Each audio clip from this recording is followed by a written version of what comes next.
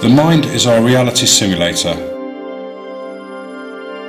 Since everything, any car, black hole, person, stone or creature that exists in the universe is located somewhere in physical space, this three-dimensional nature of all things must be reflected in our mental model of the world. Mental space functions as the unconscious blackboard of the mind. Mental space psychology studies the spatial basis of cognition.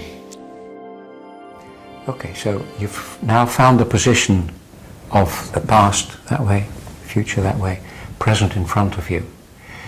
Take hold of your present with both hands. Yeah.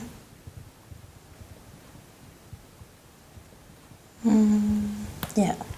Okay. Yeah. Yeah. It's quite a nice big presence already. Yeah. Yeah. Yeah. Can you make it even larger? It's like a horizon. Okay. Yeah. Yeah. Can you make the horizon even wider and see if that feels different?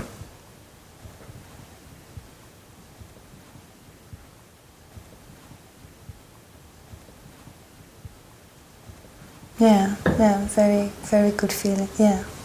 And semantic space is really built upon the concepts of both the social panorama and the timeline, that we externalize things.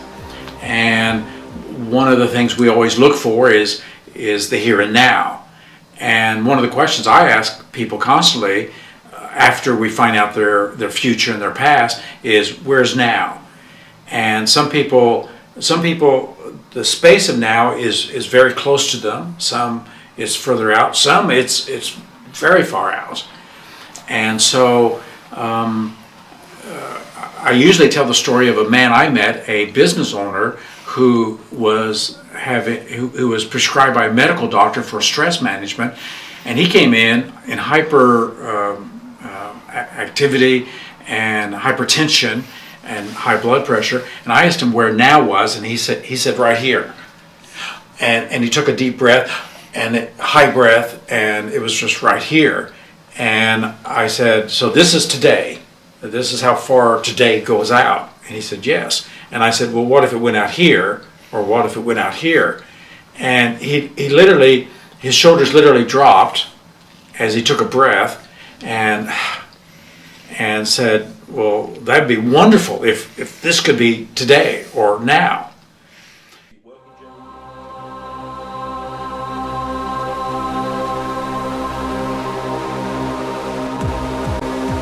Now, I, myself, and you. Now, think about this one. When you think about I, whereabouts is I? When I think about I, where is it in me, you mean? Oh, there I go. You're getting it. So, yeah, whereabouts is I? I is here. For me. Right. Yeah. You never thought about it this way before. No. Now, think about this. When you say I is here, is that literally out there in space in front of you, or are you indicating somewhere else? I'm a bit confused where I is.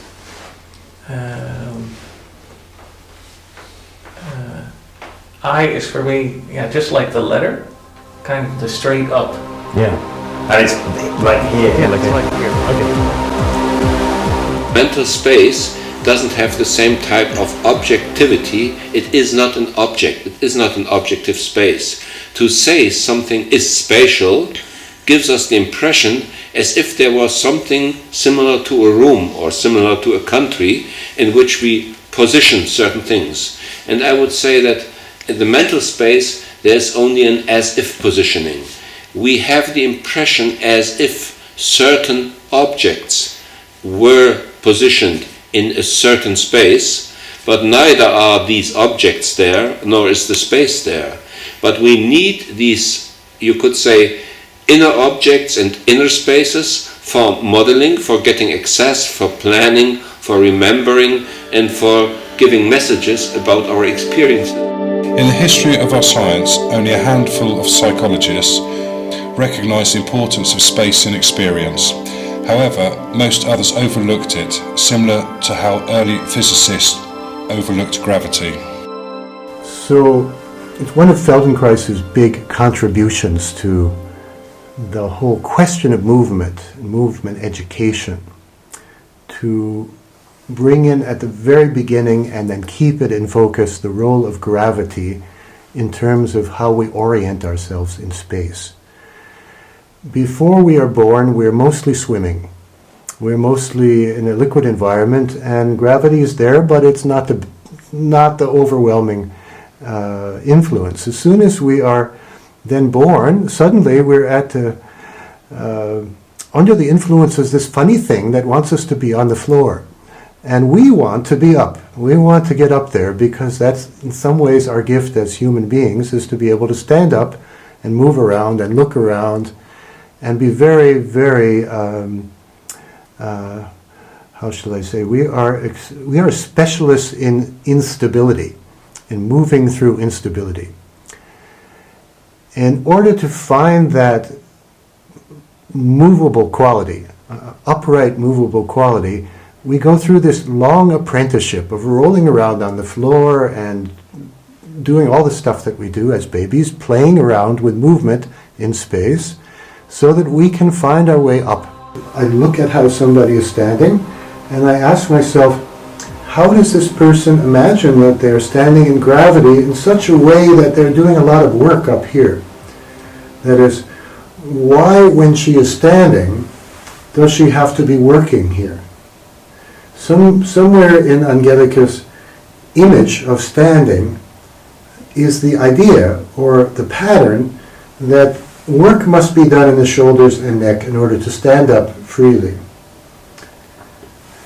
So then the question is, how can we work with movement in such a way that she develops another image, a wider image, whereby she can stand up and she doesn't have work happening here. I'm sure you can think of somebody who's emotionally very close to you. Mm-hmm. Yeah, somebody sure. you love. I'd very much like to know where that person is around you. If you, first of all, concentrate on the feeling that you have for that person and make that feeling really live for yourself. And when you feel it, strengthen that feeling a bit. And then show me where that person is. The person is right in front of me. Right in front of you. And with right in front of you, are we talking closer than a meter or? Yeah, closer than a meter. Closer than a meter. Okay. Mm-hmm. And which direction are they looking? They're facing me. Facing you. Yeah.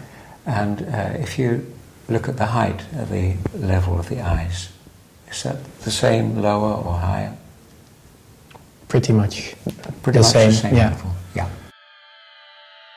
Mental space psychology was developed over the last 15 years from clinical work and laboratory experimentation.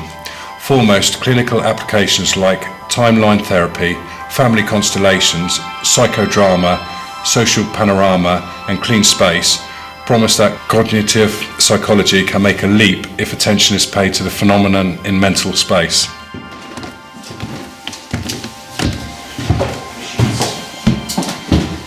Yeah, you're laughing. You don't know what we're doing at the moment, but we've walked up 2 floors in this house where you've never been before. And while walking up here, you will have formed some sort of mental image of what this house is like. So what I'm going to ask you to do now is to close your eyes and to walk down to the front door. We'll make sure that nothing goes wrong. Okay. I'll do my best.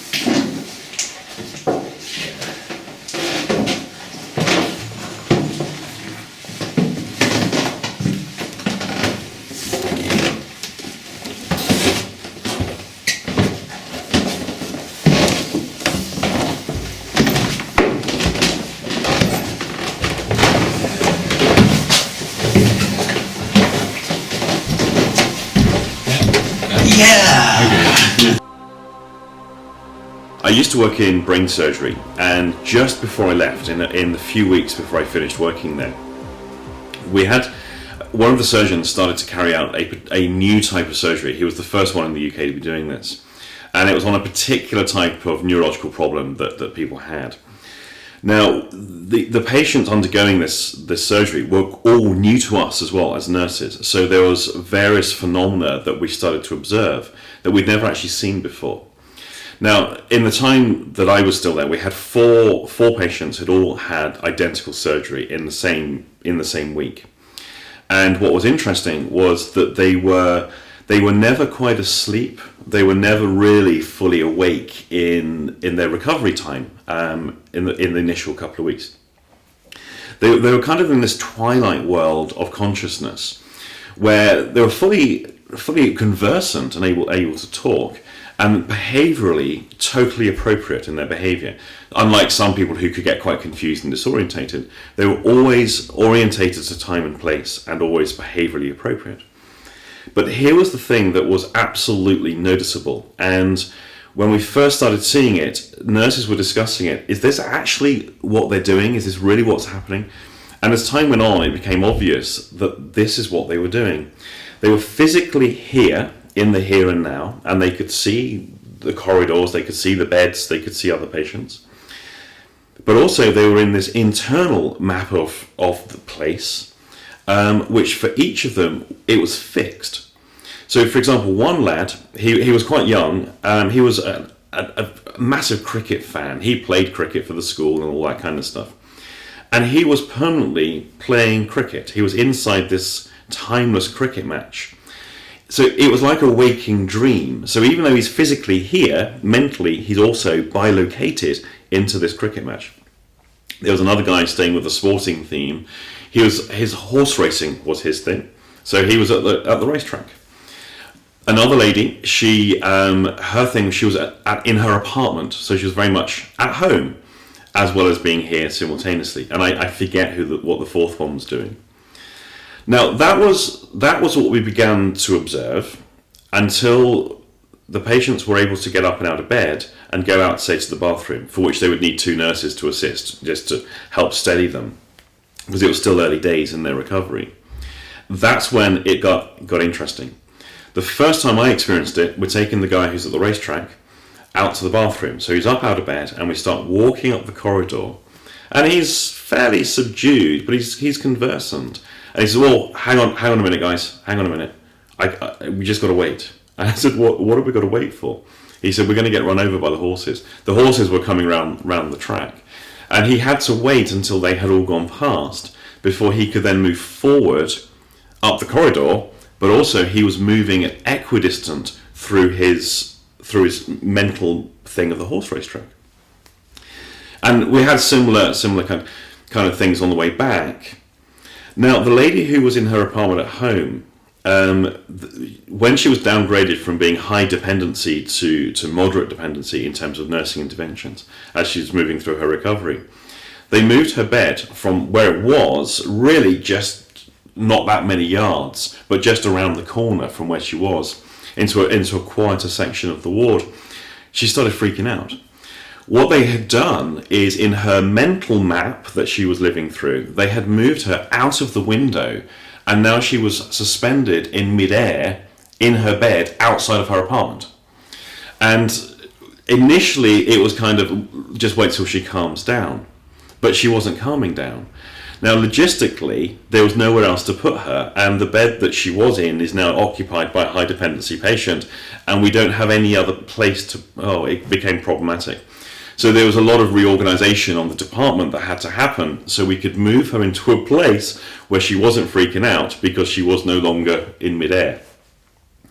Now, this was kind of a weird thing for me to experience, and for the other staff as well, because it was quite new. But it kind of highlighted an interesting facet for human consciousness. Often we have our mental pictures and they go with us everywhere that we go. And that I can make a picture here off to the left and it can bother me, and I can go downstairs into another room and it's still there up to the left. But there is aspects of experience where, as we physically move, we move through that mental space as well.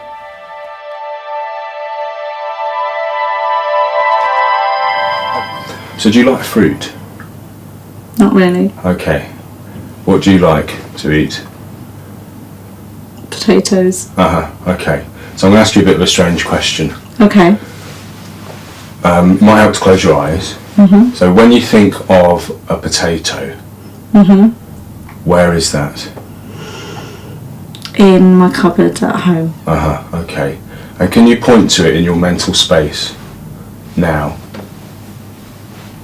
What do you mean? So when you think of a potato, Yeah. yeah, I'm presuming there is, you're aware of a potato somewhere in the space around you. Oh, I see. You mean like physically? Yeah. There. Okay. So, first one is to think of something that you know for sure that you'll definitely do today. Before the end of the day. And where is that? That's there. Okay, is that right at the end of your finger? Yeah, just kind of. Just there. Okay, can I ask you to open your eyes for a second? So if this was you, it's been a while since I did art at GCSE. Could you draw the item, the thing that you definitely do before the end of today, or is in relation to you? Great. Okay. That's that one. And now I'd like you to think of something, an activity, a specific activity that you haven't done for a while, but you'd like to do. So something maybe you've been putting off or you haven't got around to. God, even getting the thought is hard. Yeah. I'm trying to think of something. Okay, yeah, got it. Okay. So is it a specific thing that you could do in one go, rather than, it's not like build a house? No, it's a specific thing. Yeah, great, okay. And where is that? That's right there. It's where? Sort of there. Yeah? Yeah. Okay, so could you draw that? I'm trying to think. Hang on. No. Okay. But when we look at the fine structure of the way how language games are used in the form of life, in all these cases, spatial arrangements of the speakers, the ways how they experience their body and the body of other people, how they experience the different forms in which messages and meanings are given, and also the symbolic arrangements that are typically used in a culture. So for instance, in certain cultures it would be very normal to give the hand and shake it. In other cultures it would be much more polite to bow down. When we look at all these differences, there might be the idea that there is nothing that is general in these aspects of language. And what the approaches that I mentioned before, the psychodrama of Moreno, the work of Virginia Satir, the constellation work, and in our case the structural constellation work, or your form of the social panorama, what they have in this respect in common, that we are looking for universals. So certain aspects of arrangements that are more or less cultural independent parts that go beyond the verbal language. So to give a very simple example, when we speak with somebody about an ambivalence, you always find, in nearly all cases, you find some easily detectable attractors for the alternatives. So somebody might say, well, I'm still somehow doubting whether I should do A or B. And maybe the body language is more expressive and he says, I'm doubting whether I should do A or I should do B.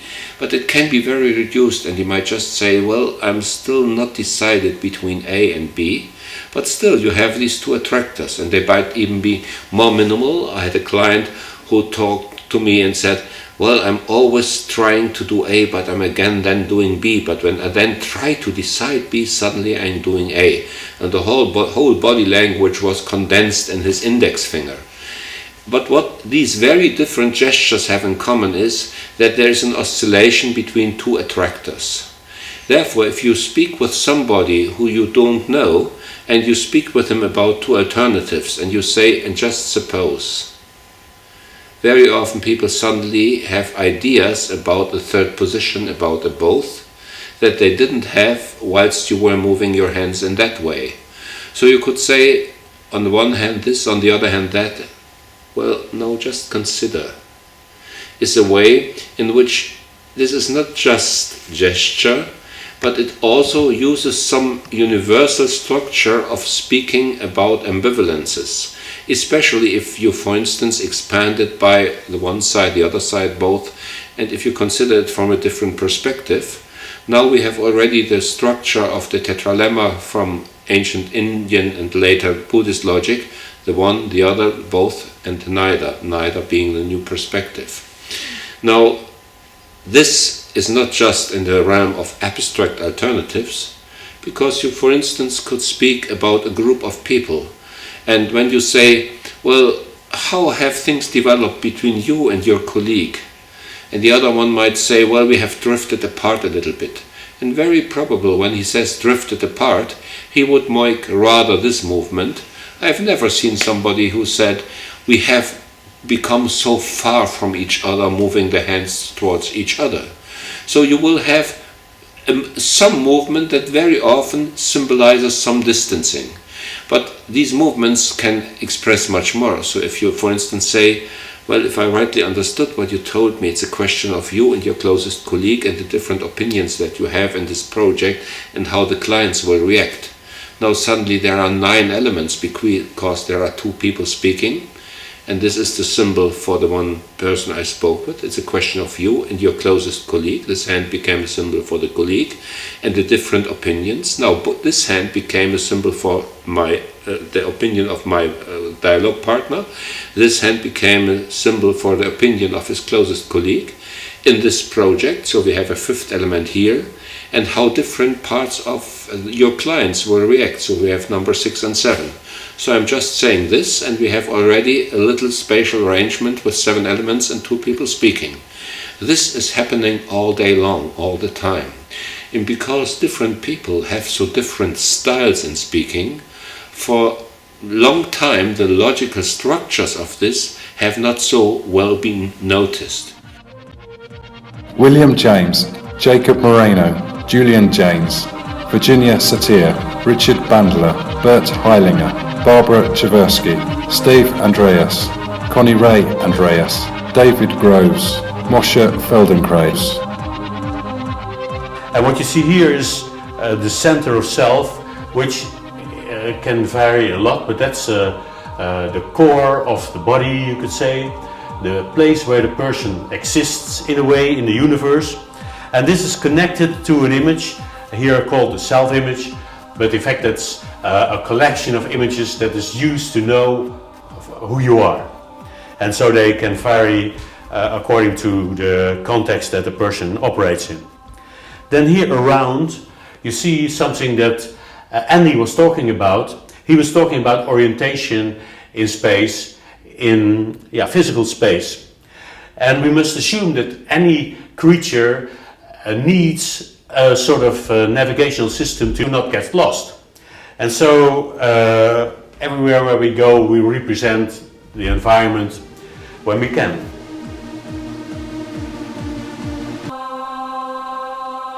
When my son died at the age of 27, I was not prepared for it, and I had no tools or ways, even though I had extensive NLP training and other training in the field of development, but I really didn't have the tools to deal with the intensity of emotions.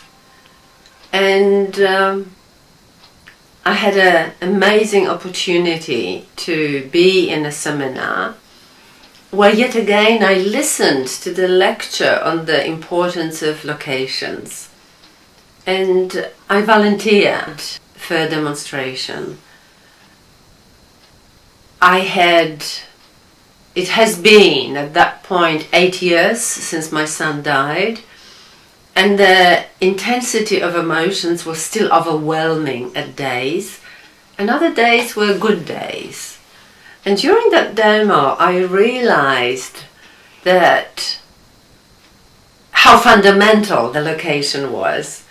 My deceased son, personification, was fairly close on my left, and that contributed, as I understand it today, to the intensity of mourning and grieving and feelings I still had on those bad days. On the good days, everything seems fine, but it took me a long time to recover because I constantly had this location in the back of my mind. I had his personifications, his image, fairly close to me, slightly to my left. And during that demonstration, I was guided to place him in a different location, in a location well above where my deceased father was located, his personification, where I didn't have any intense feelings. In fact, I was at peace with the death of my father. So those two locations, in my experience, turn out to be absolutely fundamental to where I am at today with the death of my son. I was guided during this demonstration to shift the location of personification of my son in the direction of my deceased father. It wasn't as easily done as it sounds. We didn't simply switch the locations, but I was guided in a beautiful, ecological and very, very touching way to allow my son, his personification of course, to start moving towards his grandfather. And during that work I had a beautiful conversation with my son, and I understood how letting go and allowing him to go to that location not only for me would bring me at peace and reduce the intensity of feelings. In fact, today I don't have any intense feelings. I'm happy that he's on the way to his grandfather. So when I looked at the other location, I'm at peace. I know he died, but I don't have any strong and intense feelings that I had till the moment of that demonstration. And in this location here, I chose to set up a rose garden. So I go there now to this location where previously were a lot of tears. I go today to smile and to smell the roses. And when I look up on my son in that location, on the way together, almost together with his grandfather, he's taking slow steps in that direction. I'm at peace.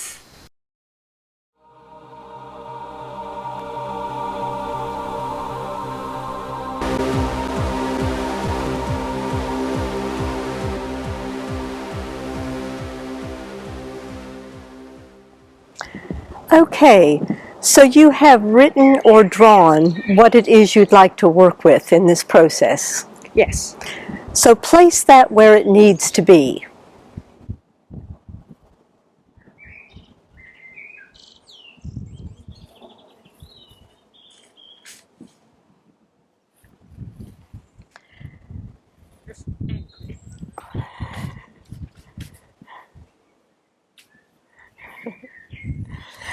And place yourself where you need to be in relation to that.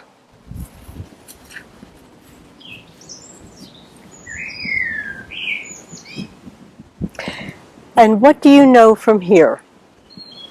I know that I got it ahead of me, that it's in my immediate area, and I'm happy with it being there, and I'm happy to work on it. And is there anything else from there that you know about that? I know that it's possible. I know that I've got to do it with Richard. It's got to be possible for both of us. So I have to do it for me and with him. Okay. And what could this space be called? So this space is now. So just write that and mark that space.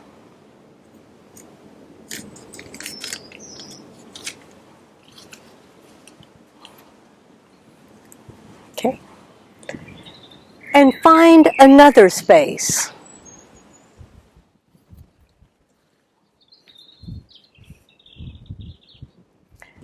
And what do you know from there? I know that I can see what's happening and that there will be an after time, and I want to do the best I can. And David's Grove work has similarities with the constellation work of Hellinger and the NLP spatial work. It is informed by the Lakoff and Johnson's work on embodied metaphor, and they're all kind of using the same principle and coming at it from different angles and using it in different ways. But the basic principle is that space is the core of our perception, and that everything that we imagine and we feel exists somewhere in space, and that the spatial relationships are primary to our organising our inner world and making sense and getting meaning of it. What David Grove brought was this notion of working cleanly and as much as possible keeping the facilitators' words and assumptions and metaphors out of the process. He also had this idea that in doing that, as the space takes on this life, it becomes psychoactive, and the client starts reacting to the symbols that are around inside and starts having new thoughts and feelings about those. But he had this term, he said that the space will become your co-therapist. And what he meant by that was the space will effectively start asking some questions. It will pose questions to the client that the therapist doesn't need to do anymore. The more psychoactive the space becomes, the more the client engages with their own inner and outer symbols, the less the therapist has to do, and the more of a back seat David Grove would take, and that we take in our process here, symbolic modelling, which is our version of David Grove's approach. The therapist can take a back seat and has to do less and less and less, and just occasionally drop in a question to keep the process flowing in its own direction. And that's the space becoming the co-therapist or the co-coach. And find another space.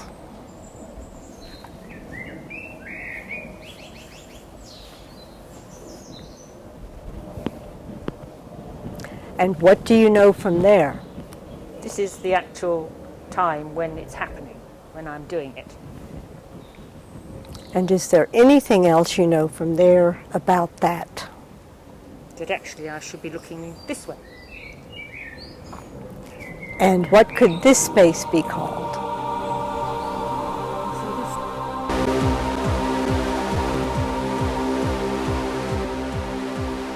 One of the main ideas underlying this whole concept of mental space is that human thinking and human talking is accompanied by an underlying process of ongoing mental imagery.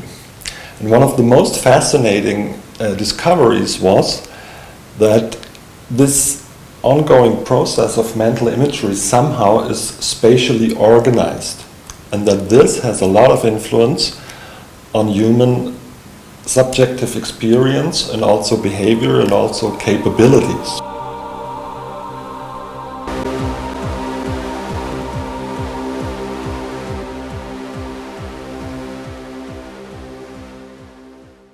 One of the early hints about the spatial organization of mental imagery came from Richard Bandler in NLP when he developed the concept of submodalities. That means the features of mental images that can be near or far away, can be up there, can be behind someone.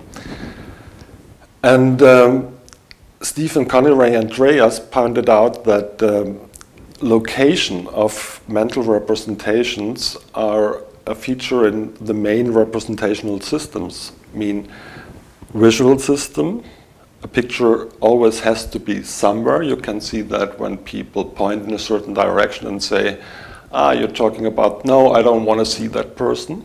So you see gesture and you see a direction of the gaze.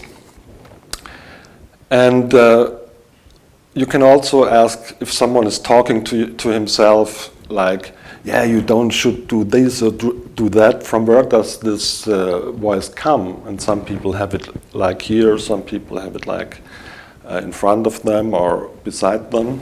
And also feeling or sensation has location as a feature. So it can be in the body and you feel, for example, anger, you feel in this area, you don't feel angry in the elbow.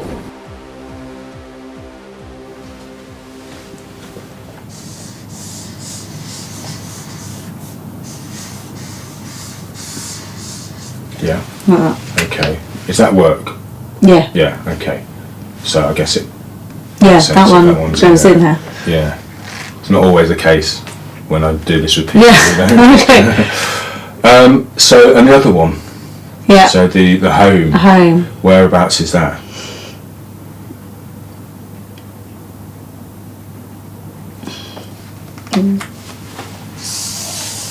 Yeah. Everywhere. Uh-huh. Yeah. Okay. So everywhere around you. Mm-hmm. Yeah.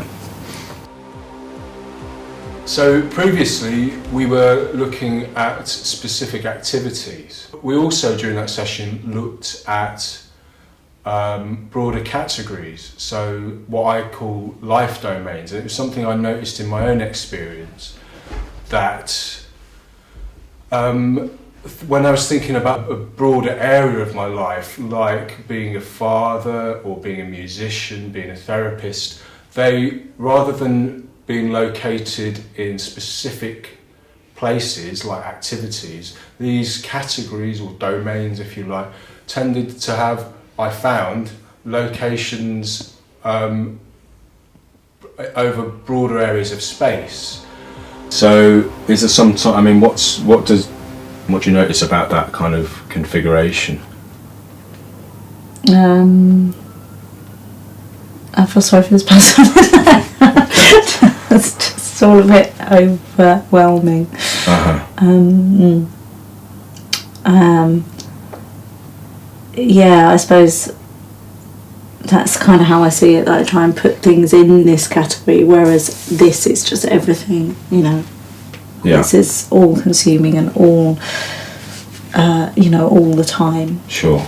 Okay, so it's hard to do some of this sometimes because it's... Yeah. Yes, because, as it's even in there, so it's quite... It doesn't necessarily sometimes get to be put over here, like all nice and neat. Okay, yeah. So that's worth thinking So that about. makes sense to me. Yeah, so it probably doesn't make any sense to you. So it's worth thinking about that you can move the location. And it's interesting, I've already suddenly thought that, I didn't actually even realise that I thought of it like that, but that means that already I'm thinking that home stuff isn't necessarily the stuff that needs to be categorised in here.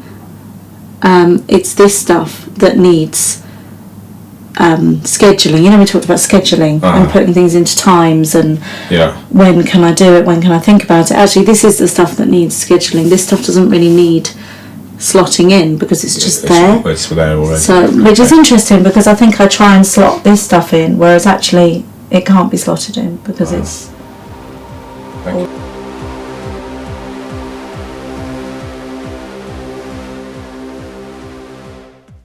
And there's also another law in mental space we can recognize, and this has to do with the angle of view. So the more people represent things or persons or memories in the central focal point, the more they are occupied with thoughts about that. This can be reduced by moving it to the side.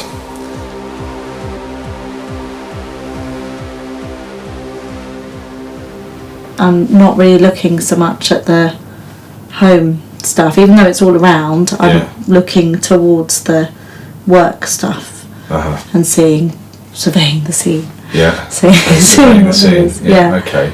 And what happens when you survey the scene? I can start to see things that are part of that domain. So it's starting to look like a little city to me now. Okay.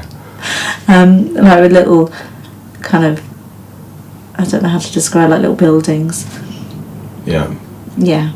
Okay. Sorry. Is it possible to take another step? So you're standing within that.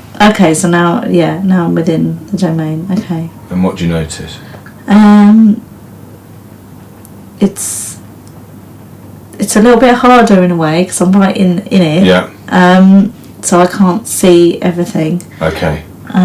So it's a bit more kind of looking at the things that need to be done. Yeah. Okay, so it's quite close to your face. Yeah. And looks like you're wanting it's to. Bit more overwhelming, yeah. Yeah. So it looks like you're wanting to take a step back. Yeah. One of the patterns we did today in the training is called mind to muscle. And we start with, what do you know? What do you understand? So as people do that, I'm always looking to see, do they do it this way? Or I know. And so looking at how they handle space and gesture in space for concept, for knowledge.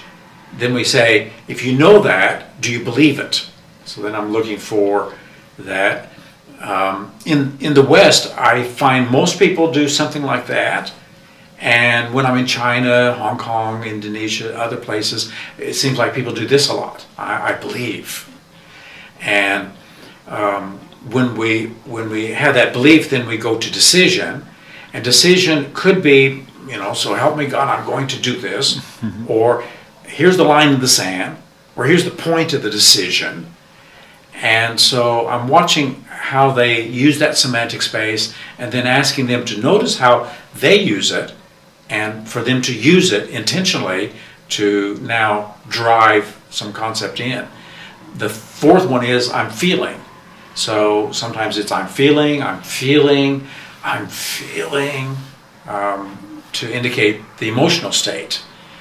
The last step is, given that I have this feeling and these emotions, what I'm going to do is, so the one thing I'll do today is, and some people will take the index finger and the one thing I'll do today is, and then some people is like what I'm going to do, or what I'm going to do, so the semantic space of taking action.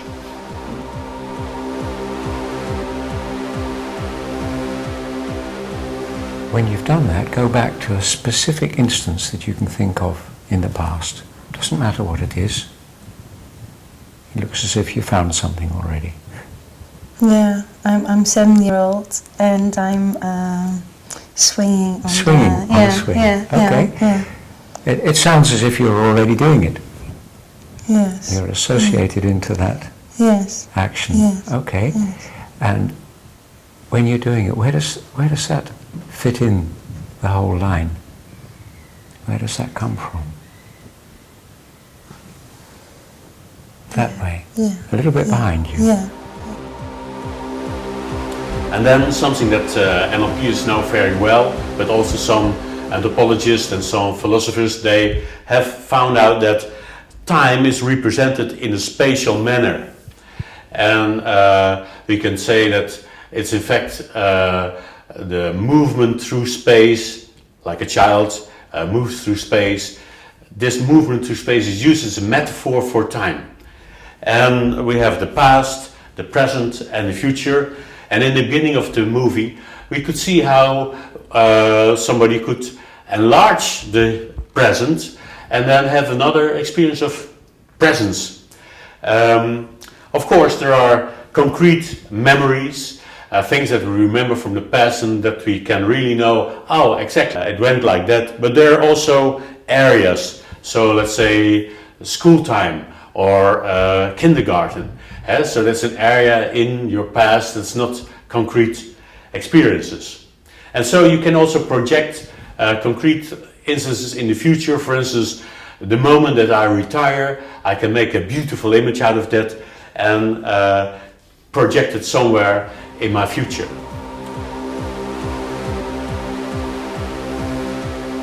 Okay. If you take that belief, Yes. and just hold on to that for a second. Where is that belief in the space around us now? Right in front of me. Right in front of you. Yeah. Another law in mental space seems to be that mental representation that are represented above eye level somehow make the feeling of some dominance from outside. People don't feel in control, they feel that they are overwhelmed by stuff. And if they place the same image down there on the floor, you see that they get a feeling of control again. Colin, would you now think of somebody that you know now or somebody from your past who you find or found to be quite intimidating, gave you a submissive feeling? Yeah. Let me think for a minute. Yeah, take your time. You don't even have to name the person, that's not important. Important is that you know who it is for yourself. Yeah, I think I have someone. You've got someone, yeah. Okay. And if you think of how you feel or felt, or it may have changed in time, but if you think of the time when you had that feeling of submissiveness, of it being an authoritarian figure, and relive that feeling that you had when you were with that person, when you were feeling intimidated. Can you recall that feeling in yourself? Yeah. Okay. I hope I can, but I think so. Well, just take the time for it until you're actually starting to feel intimidated again.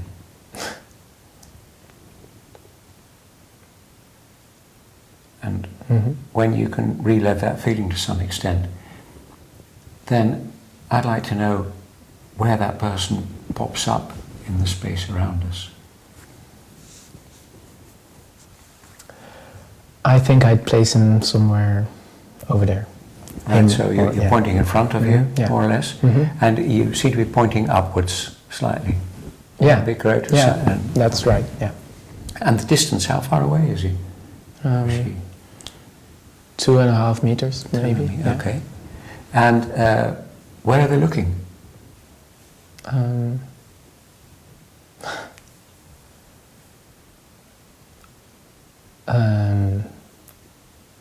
Somewhere over me. Looking over the top of you, not directly at you.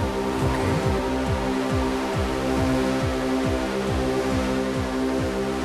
When we have a relationship with somebody, we tend to think about this as a sort of abstract, permanent thing. And to create out of, let's say, the ongoing diversity of interactions that we have with people, to create out of that the idea of a permanent relationship, we need to abstract, we need to generalize. And for this, and this is something that we found out already 20 years ago, we use the locations that we put our generalized images of people on. And so in the social panorama we have a relation equals location, so the place where I imagine on a steady base a person, the image of a person creates the relationship. Then of course we can also memorize specific encounters. So like what Nigel was doing with Koen, he was asking him, is there somebody who impressed you? So where you were shy for. And so Koen was recreating in his mind this image. This seems to be more the conscious area where representations can become conscious, while behind them, outside of the angle of view, you often find unconscious material. If you think of your father now. Mm-hmm. Mm-hmm. Yeah. Interesting. Yeah. He's yeah, it's the same situation, but he's looking straight at me. Looking straight at you, yeah. Okay. Mm-hmm. Eye level? Yeah, also, we're also looking directly at each other, same level, yeah. Okay. And then do you have brothers or sisters? Yeah, one sister and two brothers. Yeah. What, 2 brothers and 1 sister? Yeah. Okay. Can you place them in the space around you? Mm-hmm. Yeah. Where do they turn up? My sister is, in this picture at least, she's 1 meter away from me. Yeah? Is she closer to you than your parents? No, but I don't know, I kind of see my siblings in a different light when I look at them together, I guess. But I see my sister 1 meter away. Yeah. And my brothers are 2 steps behind her. So your brother's a bit behind her. Yeah. And the eye level?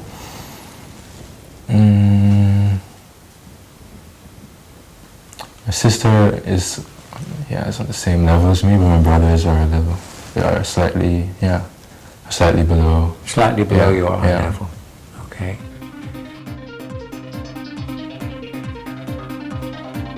You can do this with a group or work with an individual if you like. Just give one very, very simple instruction. Take any selection of coins from there and arrange them to represent your family. Now, what I prefer to do at that point is get up and walk away.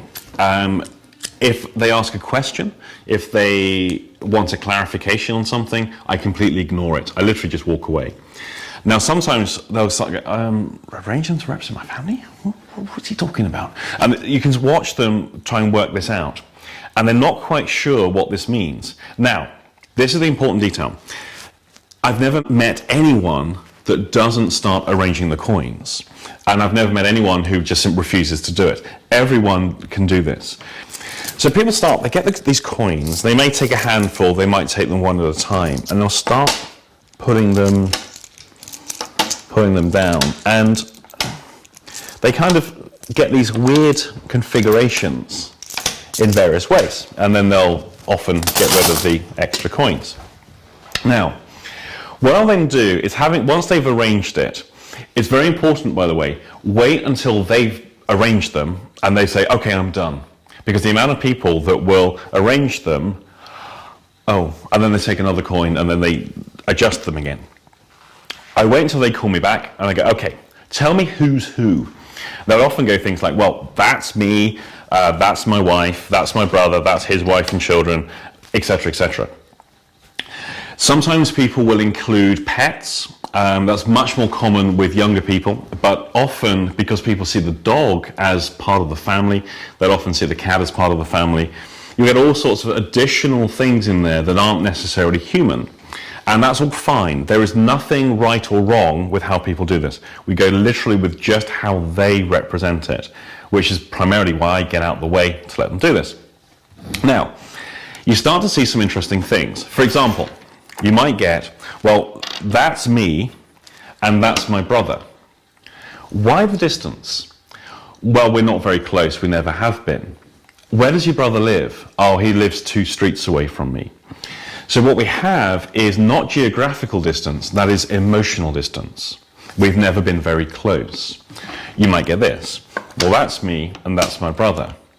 Okay, why the distance here? What's going on?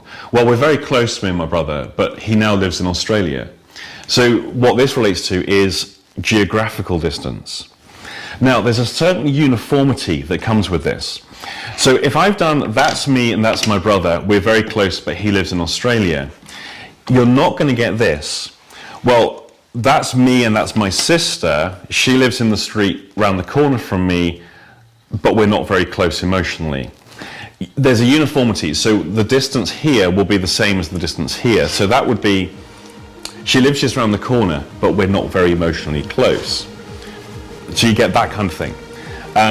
If this is emotional distance and that's emotional distance, they'll be the same thing.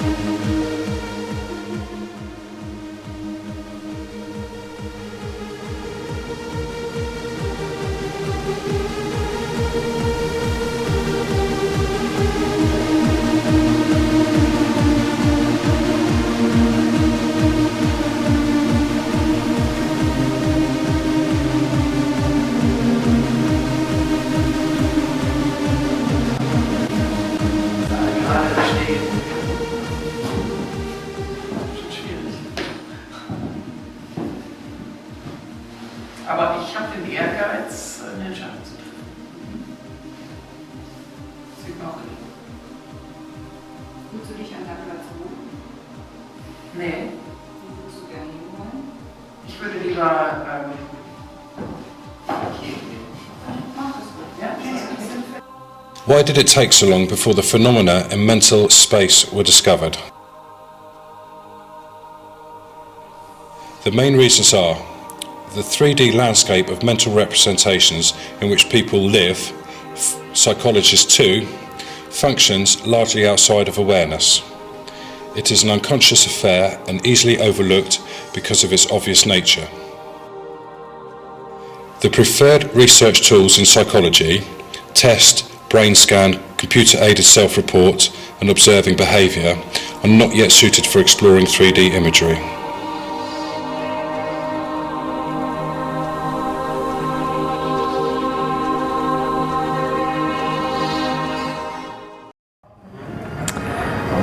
We have been working on the complex software which allows to model in a virtual environment different mental spaces and social relationships in a single program, and it's really flexible. There are many things you can do and visualize, and it can show not only objects but also the different transitions and how you change perspectives.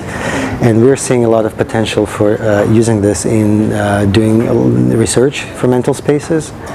And the main target for us is the internet-based coaching, internet-based therapies, and also we're hoping to create programs for personal development, for personal growth. And I think different people, from professionals to regular people, will benefit a lot from the application.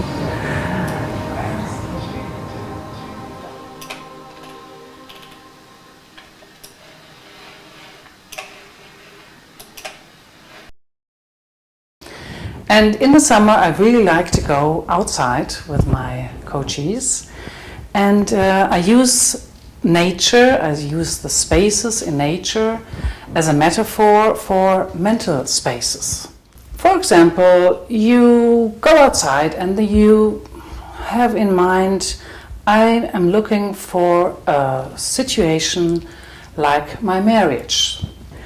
And you find two trees, and one is really small and really a little bit pushed to the ground, and the other is really big and spreads out very wide. And so one coach, he said, oh, that's exactly the state my marriage is in, and I feel so suppressed and I feel so sad, and my husband is that big. And so then the trainer says, well, but I mean, think about other aspects. Think about what you see here. It's maybe just a protected space, and you don't have to be so exposed like the other one. And then that gives a totally different idea. And so then somebody says, okay, I've never seen it this way. And you can only have this idea when you walk outside and when you use the space.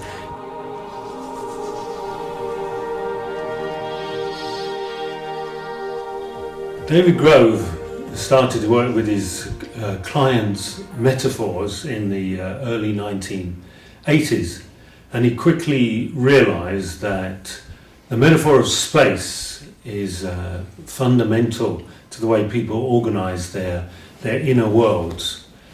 And one of his earliest clean language questions was the very simple question, and where is? And people would start to gesture and point out where their inner symbols were, their inner metaphors. And they could exist outside of them, but also inside in all different parts of the body. And the question that David pursued for a long time was a very interesting one, which was when people dissociate, where do they dissociate to?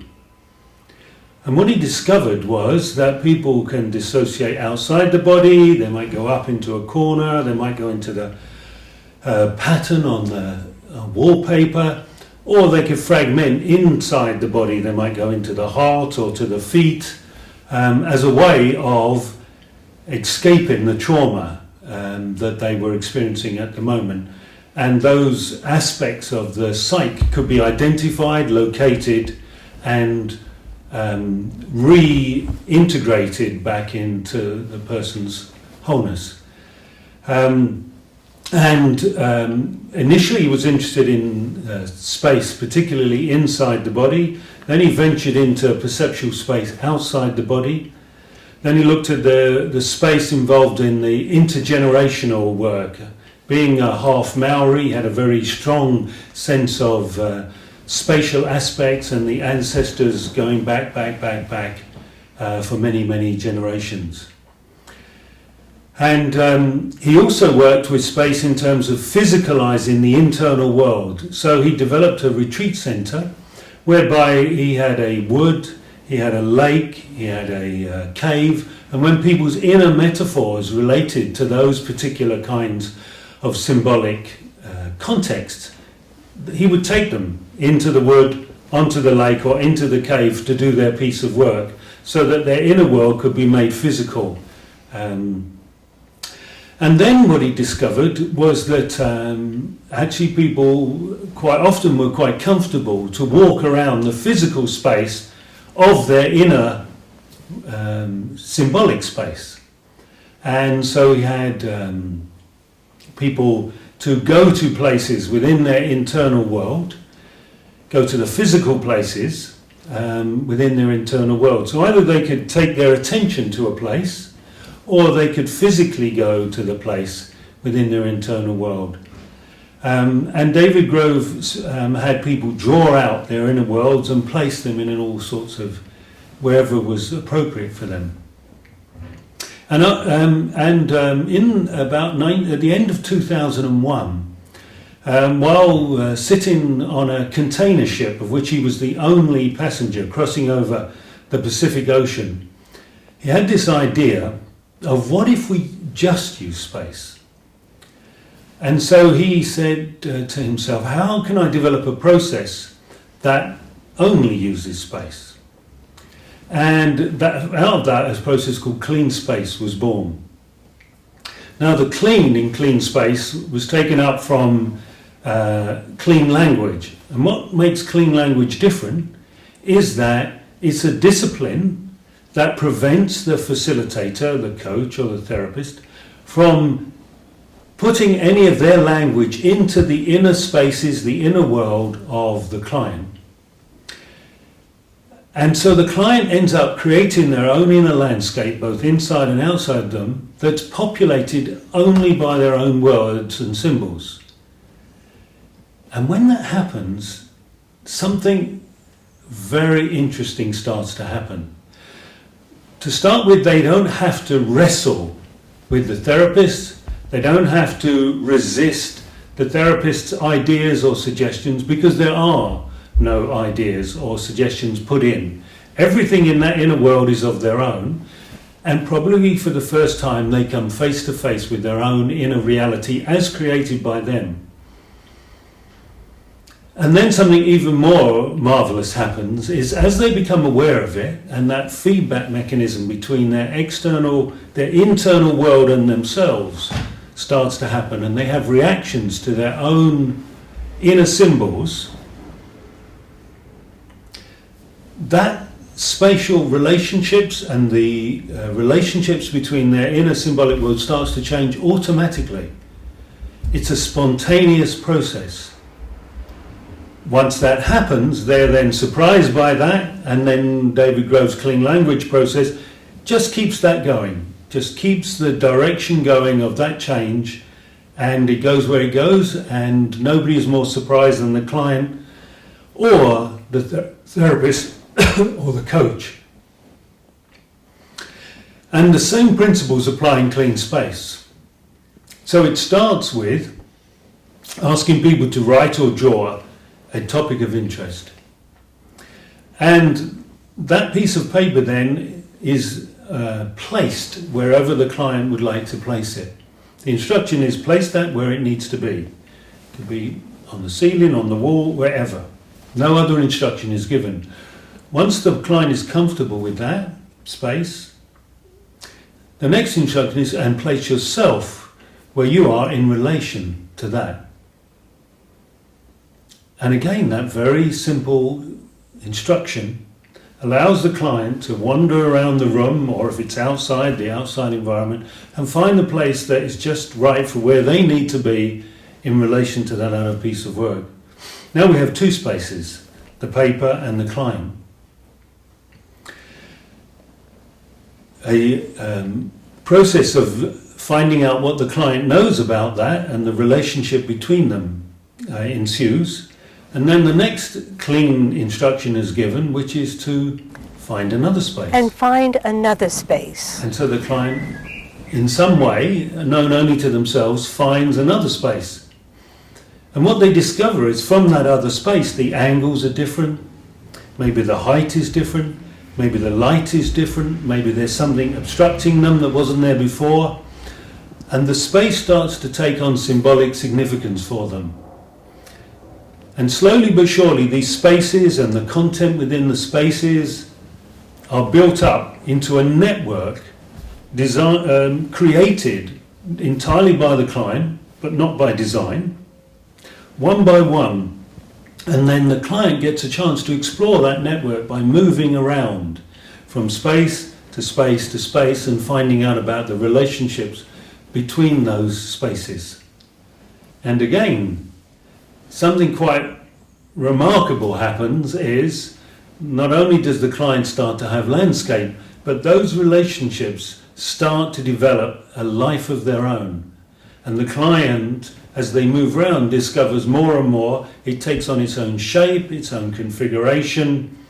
And by the time they come back to the place from whence they started, things look very different, they have a different perspective, and they've discovered what they need to discover without a single word being added or a single suggestion being put in by the facilitator. So in a nutshell, that's clean space.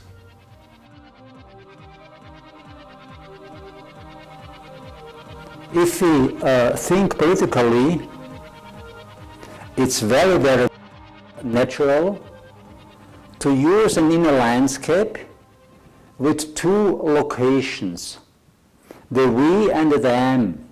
We are the people who think in a similar way as we do, and they are the people who look in a very, very different way.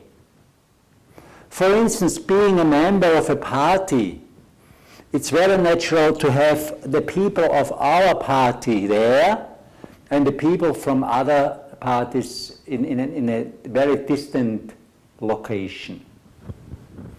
There is a special class in this way of thinking which can be called demagogic. How do demagogues use their inner landscape? And which kind of language do they use which triggers inner landscapes in people who believe in them? They have a binary code of we and them.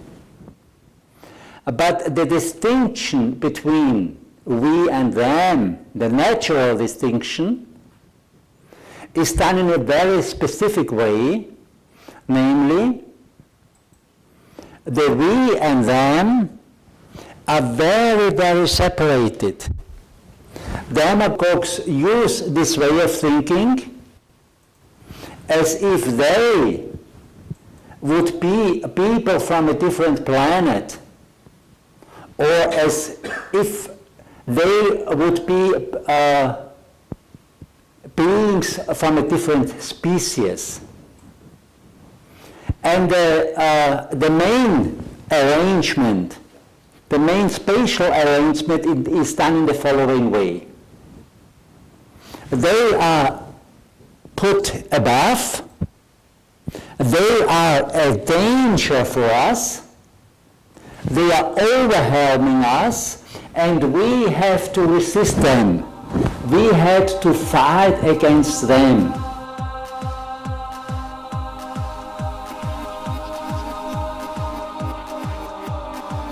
When a client suffers from a depression, they suffer from something that seems to be quite permanent. And when we look at it in mental space, we can find that a person who is depressed might have difficulty to represent the future. So they may have a black future or no future at all. Or they may have traumas that are very vivid around them, or they sense the emotions still from a situation from maybe 50 years ago or so. But then there's another thing that we encounter, that is that people who are depressed may have black clouds of black matter. And they sometimes call it their black dog. And when we ask them, please call forth the emotion, the feeling of depression, and now when they have it, look where there's a black area. And then they may point out an area that might be at the back of them, or at the side, or in their body, or somewhere up above, but nearly never in front of them. So it seems to be that these black areas, that they are a phenomenon that shows that there's something repressed. So a lot of depression seems to be the result of some issue that a person couldn't cope with, that they have repressed. And the repression, it's just a neurological phenomenon, I guess, causes the experience of blackness somewhere. When we ask the client to move this black cloud forwards into the center of attention, and then we ask him to add sun rays, sunlight to it, the black cloud may dissolve, go away, and what comes up is the issue that they couldn't deal with. And now the question is, what should be different for becoming a trainer? So, and what I mean different is, we can move them away or closer, and we can change the self-images so they may become larger or further away. So there's in a way multiple gas handles involved in this, and one is the distance and the direction, and one is the size of the self-image. And when you increase the size of the self-image, the part will be more powerful, be more important. Mental space functions as a scaffolding of our cognitive operating system. We build on, up, down, close by, far away, left and right, to simulate reality. And wherever our mind tries to create stability or permanence in our model of the world, it does so by putting things on a steady location. And anywhere the principles of space are used in therapy, it works miracles.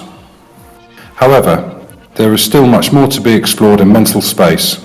For instance, how do astronomers represent their personal lifetime of 90 years in relation to 50 billion light years?